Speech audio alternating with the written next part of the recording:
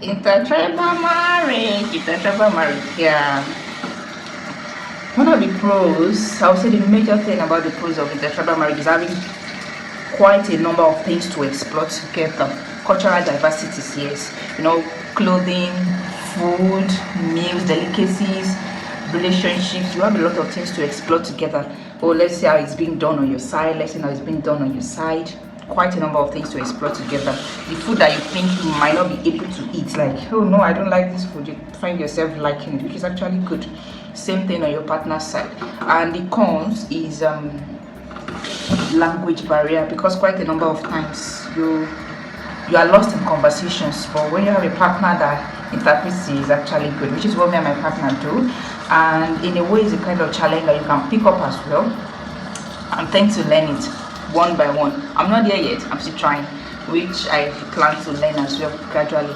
But the good part about intertribal marriage, one of the things I'm going to say, reaching compromise on things. Reaching compromise. There are days you might not really like a particular delicacy, but reaching compromise, you tend to both of you tend to look into it together, and you might at the end of the day find yourself liking it.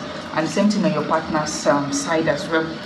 And learning their cultures, learning their traditions, it's actually a good one. Thank you. If you're planning to venture into a long distance relationship, there are some things to consider. You need to consider if it's going to be on a long-term basis or short-term, because that will help you to plan better. Whichever case it is for you, I'm sure it can still work, because there are obviously people who are into long-distance relationship either on a long-term or short-term basis. So whichever your case may be, here are some tips I have for you. Number one, you have to make sure that you're intentional about keeping an open communication. Make sure that you are in contact with your spouse all the time. It takes a conscious effort for you to do that, because as time goes on, you might tend not to really pay attention to that. So you have to make sure that you are constantly in touch with your spouse, either through calls or text messages. For the long-term, long-distance relationship, you could plan to visit each other if it's possible. Number two, you have to be very patient with your spouse. What do I mean, and why did I say that you have to learn to be patient? When you are in a long distance relationship, a lot of things are different for you. Most of the time issues are better trashed on a one-on-one basis, if you agree with me. But when you are in a long distance relationship, there are some comments or words spoken over the phone by your partner that may be misinterpreted by you, that you may misinterpret because of your mood at the time or for whatever reason. So you need to learn patience. Also, sometimes there may be days that maybe you really want to, there are things you're going through and you really want to speak to your partner at that moment, but maybe when you put a call across, your partner did not pick up for due to reasons beyond their control. Maybe they were not there, or maybe due to network issues you couldn't reach them, or maybe their phones were even switched off due to battery issues. So you just have to learn patience. So in that kind of situation, you could send a voice note to them or drop a text message for them for when they'll be available, and they'll get in touch with you. So I hope you've been able to learn something from my point of view. Thank you so much for watching.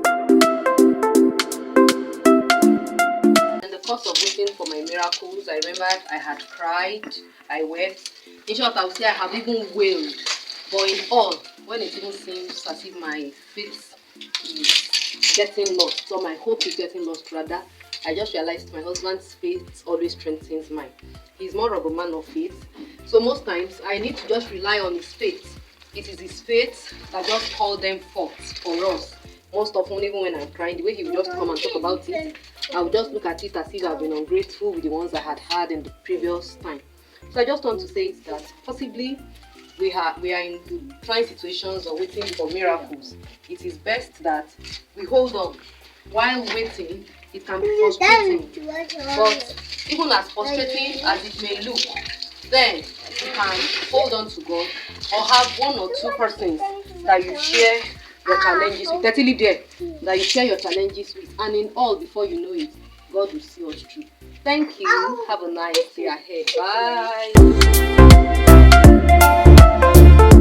I do not think age is a factor when choosing a life partner, What I think matters most is the emotional connections, the value that the couple share, and the ability to achieve common goals together should matter most, not really age.